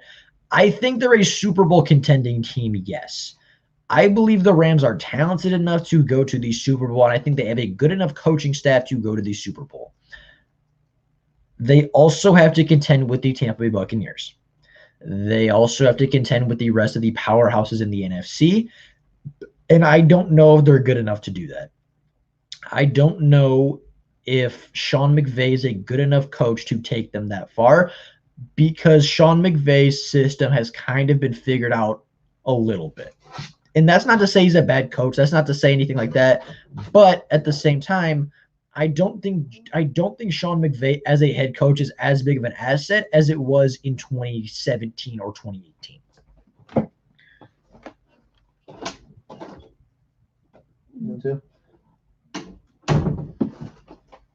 I don't think that the Rams coaching staff is as good this year as it has been in years past. And I don't believe the Rams offensive line is as good this year as it has been in years past. I do think they're a good team. I do think they can, obviously get you some success. And I 100% believe that they will make a run in the playoffs and make a deep run at that. I don't think they're a wild card and out team. I don't even think they're a divisional round and out team. I genuinely think they are good enough to go to the NFC Championship, and I think they're good enough to go to the Super Bowl. But at this point in time, I don't see them beating Tampa Bay to get back to that Super Bowl. I don't see them beating Green Bay with Aaron Rodgers to go to the Super Bowl. And maybe that's just me, but personally, I think there are better teams in the NFC, to be fair. How do you feel we will do against the 49ers week 1? I think we will win in a low-scoring battle. The 49ers, their whole thing, all of their success has come from their defensive line, and their defensive line playing well, getting pressure, getting sacks, and forcing turnovers. The Lions' whole identity right now is offensive line. The Lions' whole thing right now is offensive line, trench play, being dominant. It's going to be strength versus strength, and I think at home, for the first time with fans back in over a year, I think the home team is going to have a lot of success week 1, regardless of who is where. Because of the fact that fans are allowed back in the stadiums, because of the fact that the Lions are going to be at home in week 1 with this new regime, with this new culture, with this new mindset, with this motivator of a head coach with no reason to doubt in him. I think their mindset, I think their adrenaline, and I think really everything about week 1 and the way that it's set up, I think gives the advantage to the Detroit Lions. Right? The Detroit Lions are coming in with more aggression. They're coming in with more energy. They're coming in believing it a little bit more. They're coming in with fans to, obviously fans back in the stadium for the first time, which they didn't have at all last year. They didn't have a single fan except for, I believe, against the Colts where they had 500 people. They're now going to come back to a stadium with thousands of people cheering for them and thousands of people, setting the atmosphere. I think the atmosphere will be better. I think their energy will be higher. I think they're going to come out being undervalued, and I think they're going to come out being underestimated by the San Francisco 49ers. And with all of the change, I think it's going to be very hard to prepare for them in week 1. And with all those advantages, I think we do beat the 49ers in a close game. Goddamn, I'm late. Hey, it is what it is. And even talking more about the Green Bay Packers, their questionable drafting history. 2019, 2 years ago, Rashawn Gary, top 12 pick. I mean, you'd expect more than 7 sacks in 3 seasons or I guess 2 seasons.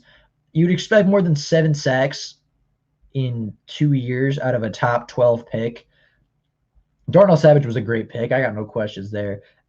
Ellington Jenkins is not a starter. I mean, obviously they don't have confidence in him because he didn't start last year, and they just drafted somebody else to take his spot again, so that's a waste of a second-round pick. And Jace Sternberger is fine. He's okay, but he didn't do anything great. Josh Jackson in 2018, I don't even think he's on the team anymore. Oren Burks, a third-round pick. I don't really know who that is, which is saying something. Kevin King, a second-round pick. Josh Jones, a second-round pick. Montravius Adams, a third-round pick. Jason Spriggs. They just, to me, don't draft very well in the first couple of days of the draft. And I think that's where Aaron Rodgers' frustration really truly comes from is, you know, yeah, and to me, you know, I think his argument I think is kind of questionable because yeah, they don't draft well, but at the same time, they're still successful. At the same time, he just won MVP and they just went to the NFC Championship. And maybe it's just the fact that Aaron Rodgers doesn't believe that Green Bay is a place that can take them over the top. Maybe he just doesn't believe that Green Bay's coaching staff, their team, is a team that can take him back to a Super Bowl. But you look at the teams that are gearing up for Super Bowl runs. Tampa Bay doesn't need a quarterback. Green Bay's last few drafts have not been very good. No, they have not. You know, you have, you know, Tampa Bay doesn't need a quarterback. Kansas City doesn't need a quarterback. Buffalo doesn't need a quarterback. Cleveland, I mean, yeah, it would be an upgrade, but they're not going to trade for him. You know, all the teams that are talking about, yeah, we are going to trade for Aaron Rodgers, are the Denver Broncos, who, you know, 2-3 years down the line, maybe they're really good. Maybe not. I think there's a lot to be proven by that Broncos team before I'm ready to say that they're going to be a top team in a couple of years. And they're certainly not Super Bowl contenders right now. The Raiders are projected to finish last in their division this year. They're certainly not Super Bowl contenders. And those are the two teams that are really talking about trading for Aaron Rodgers. Right before the draft, it was maybe the 49ers do it.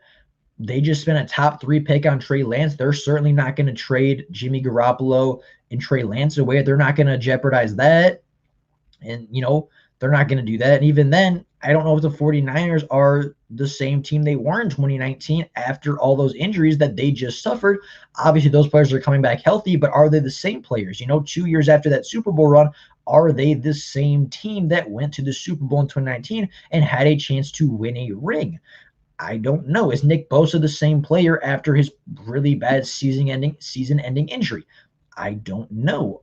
Is Kyle Shanahan's system even still as effective? And are they going to be as effective without Robert Saleh, which is another, you know, big thing the Lions can get away with in week 1 is the 49ers lost their defensive coordinator and one of the best defensive coordinators in the league now being a head coach. How are they going to deal with that? I feel like there's no good options for Aaron Rodgers because he's asking for too much. He's not going to end up in a better situation than Green Bay. Green Bay is the best situation for Aaron Rodgers if he wants to win and if he wants to get paid money. He's going to get both in Green Bay. He's going to get money regardless of where he goes, but he's not going to win in Denver. He's not going to win in Las Vegas. So to me, I don't know why he's mad. I'm happy that he's upset, and I'm happy that he's likely never going to play with Green Bay again. But I don't understand it, if that makes sense. One Pride 40 says Green Bay's last few drafts have been brutal. Yeah, they've been really, really bad, right? And I think that's part of Aaron Rodgers' frustration is like, you know, hey, I'm a Hall of Fame quarterback still playing at an elite level at an MVP caliber pace, and you get me you reach for a cornerback in the first round, you give me a second round center when I had an all-pro season to go, and you could have gotten me a second round running back, right? You could have gotten me a I know the kid from North Carolina. I know there was a couple other running backs that could have been drafted, you know, in the second round that are fine. You know, maybe not Aaron Jones good, but still good nonetheless. He's like, you got me a center in the second round who might not even play or start, depending on how our other second round center from 2 drafts ago is going to play. You got me a wide receiver that is sub 5'10", that is fine, but isn't really a great wide receiver, isn't even going to start on the boundary. And then you got me a couple other depth players on the defensive side of the ball that aren't going to help me. You know, the year before that, you look at Aaron Rodgers. If you're in Aaron Rodgers' situation, you say, okay, I'm an MVP caliber, Hall of Fame caliber quarterback playing at a high level, and you draft my replacement. You reach for a fullback in the 3rd round, and you draft a running back when we have Aaron Jones. And then you give me a linebacker, a couple depth tackles, another center, a safety, and a defensive end that won't play. Actually, I don't even think that center and tackle from a season ago made the team. The TJ Hockenson and Darren Fells duo is going to be fun to watch, especially in the red zone. I agree. I think Rodgers is salty about drafting Love last year. The whole thing is about security. I agree. That may be true, But at the same time, the Packers have offered him a lot of different contracts. They've offered him, I think I saw something where they offered him 5 years, $40 million a year.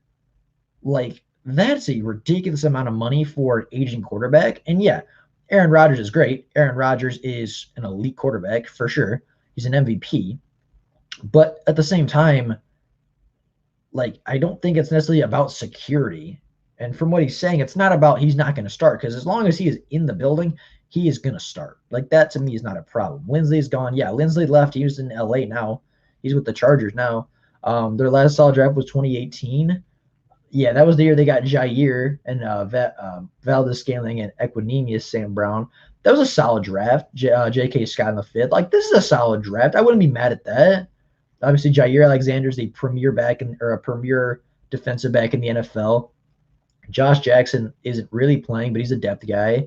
I don't really know who this is. But, later in the draft, J.K. Scott's really good. Valdez-Scantling and Equanimeous are both solid. Like, they got weapons. They got an elite defensive player. That's really good. That's fantastic for them. And you're right. I think 2018 was their last good draft. Don't we have like 50-some days left until football? We have 13 days until training camp. 13 plus 17. We have 30 days until preseason game week 1. And I think we have 50 days until college football returns. Roger's trying to up Jeopardy clicks. It'll be showbiz. Yeah, could be. They got Darnell Savage in the draft, or was it the next? They got Darnell Savage in 2019, but that was really the only good pick of that draft class was Darnell Savage. Other than that, you have Rashawn Gary, who has 7 sacks in 2 seasons. Elgin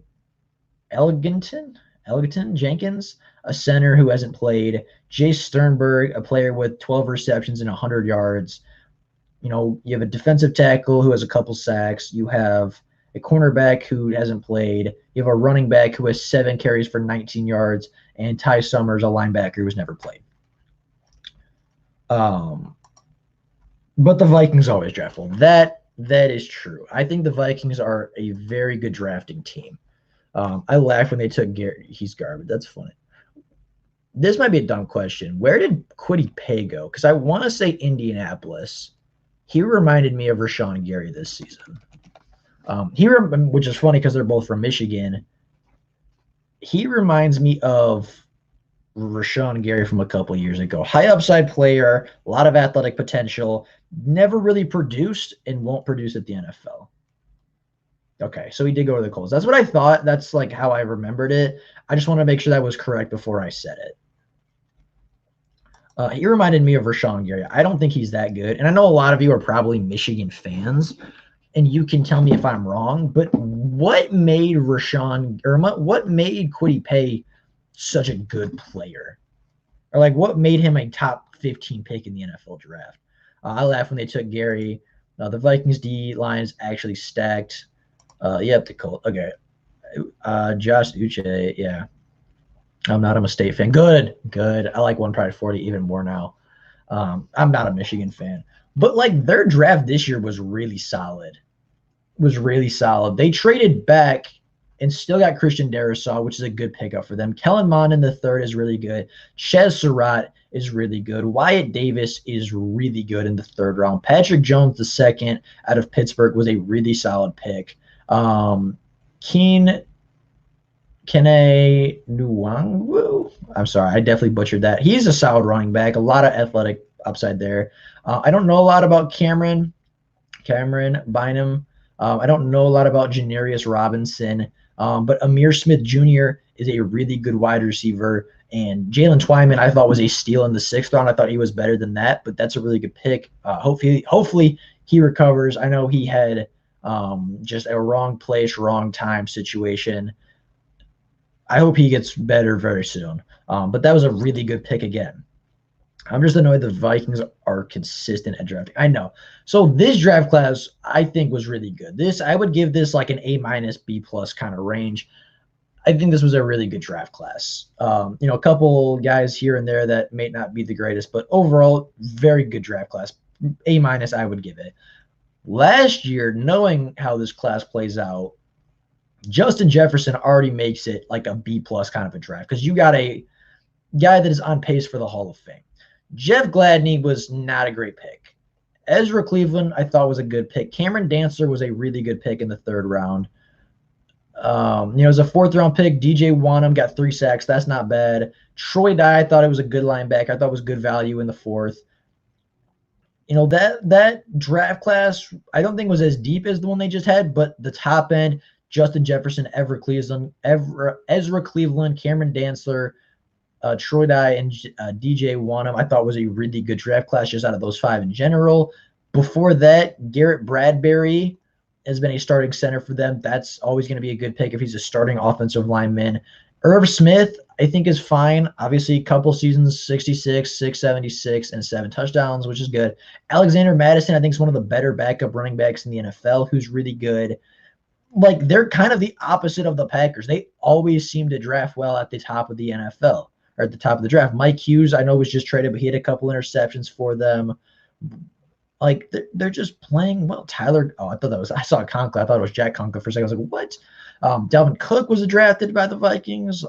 They've really, since 2017, they've drafted really, really well. I was mad that the Patriots stole my guy, Christian Barmore, but the more I learned about Levi, I loved him. Yeah, I thought Levi was a better fit for the Lions than Christian Barmore. Christian Barmore, I felt like just wasn't as explosive in the pass rush as Levi was. I'll say Barmore was probably a better run defender, but that doesn't mean Levi's bad, and that doesn't mean Christian can't pass rush. But I feel like Levi was a better pass rusher while being a solid run defender. Levi was a really good pass rusher. Levi Onwuzurike was a really solid pass rusher and a good run defender, where Christian Barmore was a great run defender but a subpar pass rusher. And in that situation, I'll take Levi 10 times out of 10. I thought Barmore was lazy. I don't think he was lazy. I just didn't think he was as explosive in the pass rush as Bama linemen of the past. Right? I didn't think that he was the guy that just was going to be a guy that consistently put pressure on the quarterback, consistently pushed the pile. And overall, I thought the interior defensive line class outside of the first 2 was kind of low compared to other classes, of course. And I felt like Levi was really on a different level than everybody. And I felt like Christian Barmore was I felt like he was 1B, if that makes sense. And I mean, I don't know how to describe it other than that. I was a fan of Barmore, but I was a bigger fan of Levi if we were going to get a defensive lineman. So, yeah, there's that. I mean, I don't really know. Like, that's kind of how I feel about it. I don't know. Obviously, I'm just waiting for more people to comment their thoughts and stuff like that. We don't really got a whole lot left to talk about. If that's the end of the thing, then that's just the end of this. But, I think that, no, this year's interior line class was weak. I agree. Overall, I thought the top end was not quite as good as like years past or even this year's. Not to say Levi wasn't good, obviously. Not to say that Barmore's not good. Just overall, I thought the class was pretty weak overall. But I think that's all we got for today. Things are starting to slow down. We still have 14 people in here, which is really good. I know we hit 20 a couple times, got to the mid-20s, which was really good. So, I mean, I was happy that people showed up. A couple people got here late, but I love to have everybody. We had people from Georgia. We had people from South Carolina. We had a lot of people with some range. So, I mean, I was happy with all of that today. One Pride says, so what free agents would you like to pick up? A safety, Jesse Bates would be my primary guy. If not him, then Marcus Williams or Marcus May would be my other options. I'd like to see a wide receiver next year. Not like big money like Devontae Adams, but just a guy that can start, a guy that can compete for a starting job, add competition, isn't super old. A guy, just a solid, productive wide receiver, I think would be solid. Outside of that, linebacker for sure. Quan Alexander's out there. I know for a fact. I know there's some other good linebackers about to come available. Fred Warner is possibly available. So for that, really wide receiver, linebacker especially, and just keep building depth, probably in the secondary as well. This is a really nice streak, dude. Stream. I'm looking forward to the next one. I will try to be back here next Sunday, 5 p.m. That's what we're looking to do. It's what we've done the last couple of weeks, and I thought it worked well for me. Everybody else seems to enjoy it, so that's what we're going to continue to try to stick with. So yeah, we'll see you back here again later. But with all of that being said, of course, I appreciate each and every one of you for coming out. As I said, we had some people from South Carolina, some people from Georgia. We had a lot of different people come in. We had some familiar faces. We had some new people looking around. Chris Godwin's a good option too. One Pride 40. He's a good guy too. I'd look at. But yeah, I mean, we had a fantastic stream. I love talking Lions football. Obviously, didn't stick with Lions for the whole time. We talked some Packers. We talked a lot of NFC North football. I enjoyed it. I enjoyed talking football in general. I love talking with you guys. The interaction with these streams has been phenomenal. I'm so happy you guys have been around to talk some football with me, and I definitely needed this today. So I hope you guys enjoyed. I definitely enjoyed it, and I will be back I'll be back tomorrow, hopefully with some more Lions content, but I will be back next week with another Lions live stream. So until then, that's all I have for you guys today. Thank each and every one of you for coming out. Until next time, and as always, go Lions.